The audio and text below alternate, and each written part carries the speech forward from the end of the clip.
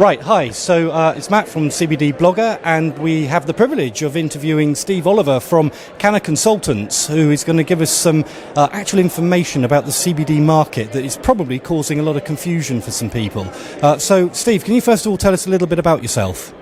Yeah, my name's Steve Oliver. So along with Matt Lawson, we founded the Canna Consultants. We deal with all things cannabinoid. We don't deal with recreational, but we deal with medicinal cannabis, we deal with regulation, and we deal with CBD. That's good. You've got a pretty strong platform to be able to talk with some authority there. So we've got some really basic questions that we know that some viewers are sort of interested when they're just touching CBD product. First of all, CBD products have been classed as novel foods. Can you just explain what that actually means? I will, and I'll try and keep it brief. So novel food is a European regulation, and we inherited that post-Brexit. So novel food regulations cover any food which does not have a history of consumption prior to 1997. Now, we all know that cannabis has been used in foods for thousands of years. The issue here is it's not actually cannabis, it's the extraction. So if you like, the purification and the isolation of the CBD molecule and the extraction processes, whether that's for a full spectrum oil or down to a crystalline powder, are considered to be novel. There are a number of challenges to this ruling, and initially the European Commission decided that cannabinoids, CBD in particular, because it's not an unlawful cannabinoid, cannabidiol, was not a novel food, and they changed their mind in January of 2019.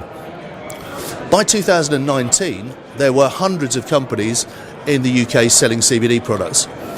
Now, the policing post-Brexit of the novel food regulations, in the UK, they're called the Regulated Product Regulations. Sorry to confuse people. That's maintained by the Food Standards Agency, the FSA.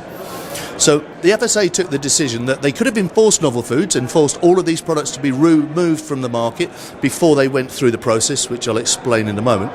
But what they decided to do was to give people, if you like, I describe it as an amnesty.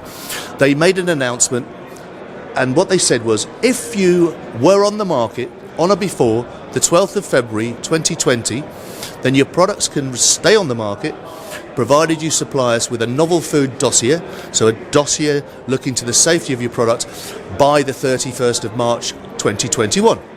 Now, before we come on to the process, 800 companies supplied those dossiers, and in the year since, we have had COVID, we've had a disparity of work from home. The Food Standards Agency have finally got to the position where they published part of a list.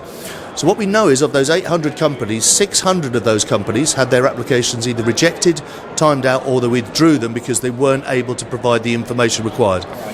Of the remaining 200, 100 of them have gone into what we call an awaiting further information and are on the list, and there's roughly 3,500 products. Wow. Talking to the Food Standards Agency yesterday, they have another 1,500 products that will be moving across to that list, but they're waiting to test the validity of the information that's been supplied to evidence they were on the market prior to the 12th of February. And they also have another 100 applications who are currently arguing as to why they're not on the list. So the definitive list for the consumer, the qualification that we had yesterday was that it will be a complete list by the 30th of June. So imminently, and I asked them to elaborate on that, what they said was next week there'll be more products coming onto the list, and the cut-off will be the 30th of June, after which time no more products will be added to the list. So this basically means then that by 30th of June there will be a definitive list of companies that are allowed to carry on selling CBD products because their application is in the process of becoming certified? Let me go with that. I'll answer your question, yes, but it'll be a list of products. So some companies, as you can imagine, had products that were on the market prior to February the 12th and introduced new products. So not only will it be a number of companies, it will be an index of products that are permitted to be on the market. Now, what's the process? Novel food is a two-stage process. The first is a compilation of a dossier, and that's validated. What that means is they check to see whether all the component parts are there. The second is the risk assessment phase, where they're going to examine that dossier and they're looking for safety. So examples of novel foods were ultraviolet baked bread, chia seeds and different extracts of vitamin B12, and an extract from Arctic krill. Now, they're all new and novel. So a lot of people have had an issue with the fact that CBD has been classified as novel, but it is. The European Union respect that, and so do the UK. So what do you have to do? Well, it's about safety, and it's about consistency. So you take the raw ingredient, whether that's a CBD isolate or an oil, and you have to test 5 independent batches, and you have to test it for everything from residual solvents from the extraction process, so heptane and pentane. You have to test it to make sure that there aren't any chemicals that were used in the biomass production. You have to test it for mycotoxins and what they are, things that could basically damage the human body from consumption. Once you've done that, you've got to demonstrate what it consists of. So you've got analytical work, and you break that down so you know what the chemical structure is. You then have to provide them with a replicable procedure showing how it's grown, from the seeds going in the ground, so propagation right the way through cultivation, through harvest. You then have to replicate the extraction process. Then we get to the products. You then have to provide the detailed breakdown of the products. You have to take individual products and demonstrate by analytical testing that you can make a consistent product. So if we say it's got 10% CBD, there are very fine margins there. We've got to make sure that those products, because they've then been handled by humans, are safe for food. So we've got food law. So much as your ready meal is tested, and it may well contain E. coli or Campylobacter or a number of bacteria because somebody hasn't washed their hands, for instance, or it's been handled. We've got to do that. Because it's cannabis derived, we've got a further issue, which is there are controlled cannabinoids. And without going into the details, there are 12 controlled cannabinoids. We look at THC, everybody knows THC, but CBN is also controlled in the UK. So you've got to make sure that there are no controlled cannabinoids. Now, the law at the moment is you can have 0 controlled cannabinoids in the product. A lot of people have been peddling the myth that you can have 0.2% THC. That's wrong. That applies to hemp in the field, and it applies to biomass. CBD products at the moment are in a state of flux in that the Food Standards Agency are treating them as food, but at some stage in the following year, the Home Office, and the Home Office are the people that regulate the police, will decide what a permissible level of controlled cannabinoid is in a product. Now, we don't know what that's going to be, but we know it's going to be very low. And what will happen then is, below that amount, it's a food, and it continues with the Food Standards Agency. Above, it's a narcotic, falls out of the system. So it becomes actually totally illegal? Totally illegal. All of these products are unlawful at the moment because none of them have achieved authorisation. So in terms of that, then, the distinction between unlawful and illegal, is there a distinction? There is no distinction. No distinction. So there would be unlawful on a number of levels. They could be unlawful from a misuse of drugs perspective because of controlled cannabinoids. They could be unlawful because they're not recognised as a food product. They could be unlawful because of mislabelling and basically not containing what they say. Wow. So if I had to give advice to your listeners and to consumers, what I would say at the moment is anybody who's got a novel food application in process, and it's important in process, will have what's called an RP number. It's a regulated products number. And they will be able to demonstrate that it's ongoing through that system. Now, looking at the list is great, but we know it's incomplete. So we know it's going to be updated next week, and again, probably more than once before June. So if you're looking, anybody that's here at this show has invested some hundreds of thousands of pounds because there's toxicology work that's required as well. So the government doesn't accept that CBD is safe. They're worried about 5 elements. One is that it damages the liver. One is that it could be carcinogenic. One is that it has genotoxicity, which means it could mutate the cells and pass through generations. And then they're worried about somnolence, which is drowsiness. And then they're worried about long-term effects. Okay. We've got lots of testing. It's nonsense. Right. So GW Pharmaceuticals created a drug called Epidiolex, which is used in children with refractory epilepsy at thousands of milligrams. And we've got human data to show that there aren't these risks. At 70 milligrams a day, there aren't queues of people in accident emergency rocking up complaining about CBD. So it's a sledgehammer to crack a nut, but that's where we are. What your consumers should look for is a certificate of analysis. Anybody worth their salt should have a QR code or on their website certificates which show the analytical composition of the product.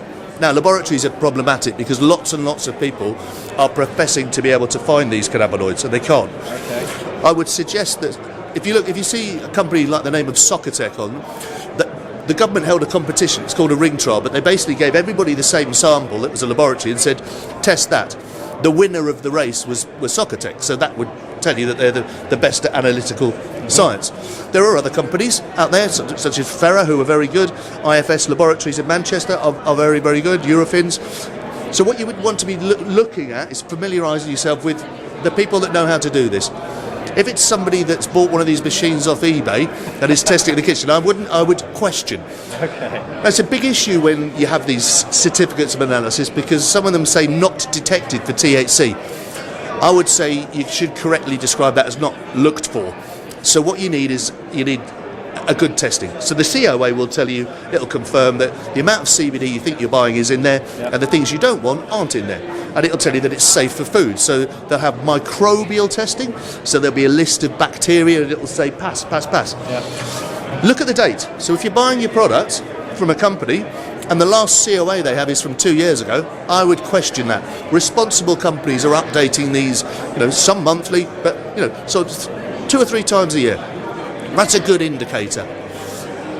Also, be wary, there are lots of companies at the moment who are struggling. So there's a lot of inferior product which is flowing onto the market because these companies know that their life in the market is coming to an end.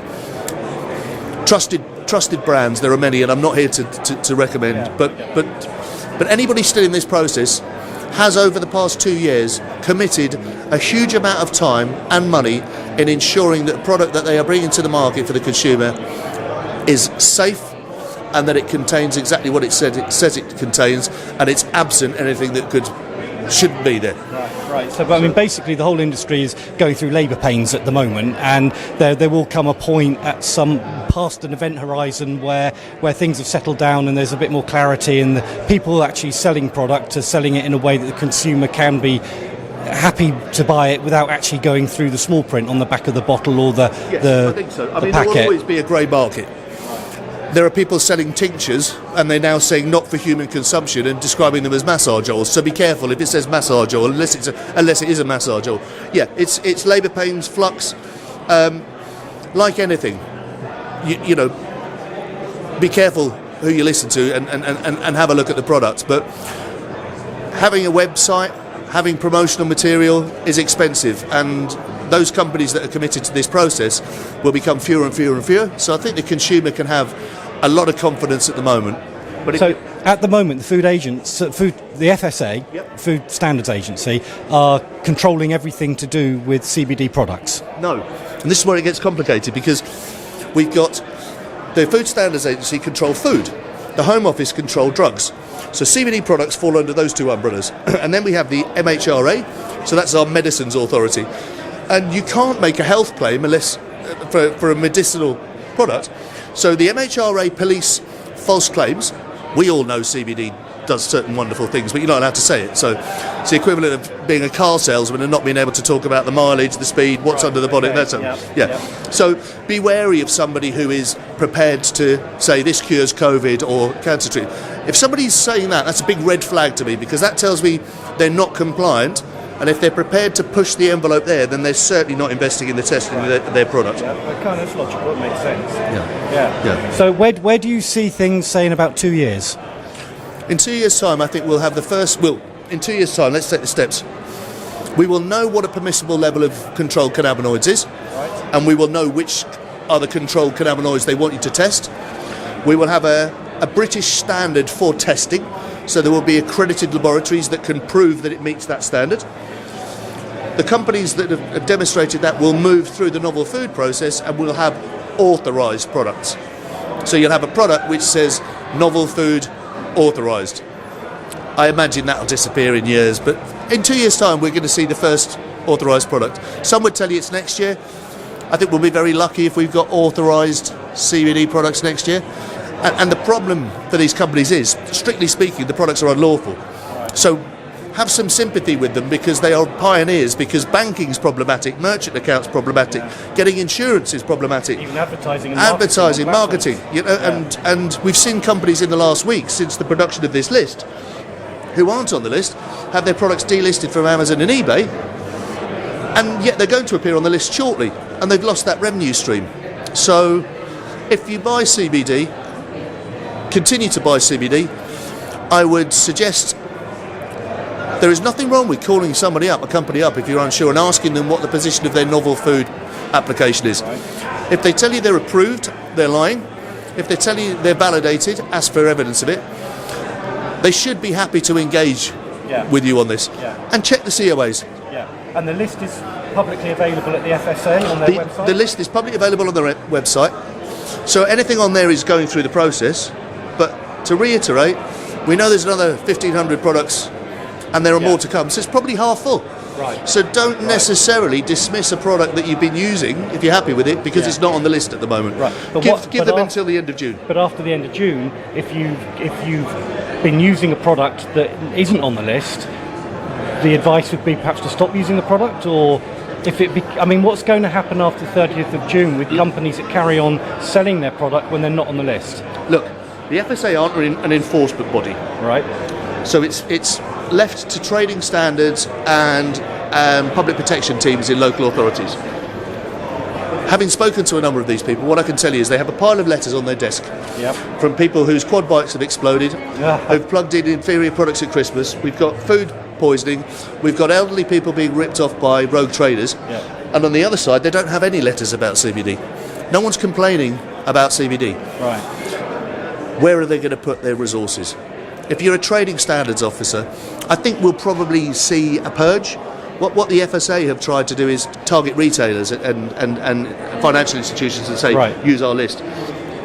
We may have a day, an afternoon, where we get some boots on the ground in a town and they go into the shop and say, stop selling that one, you can sell that one. Right, okay. I'm not sure if there is the appetite for that when there is far more evident consumer detriment. You know, we see deaths. Now, if a trading standard sees a death associated with a product, whether that be a physical product or a foodstuff, that's where the resources should go, quite correctly. Yeah. We don't have that with CBD. And it's not likely to happen, is it? No. Okay. Well, I have to say, I didn't ask many questions there because you went off like a steam train. That was fantastic. Well, it's been a pleasure to talk That to was you. a huge amount of information to unpack. So I would like to say a big thank you for giving us your time. And I don't know, Jonathan behind the camera, do you have any questions that you want to ask? You're good. You're good. We're covered. Okay. Right. Well, thank you. Thank you Thanks very much. Thank you. So, thanks very much. We're going to get back to the show.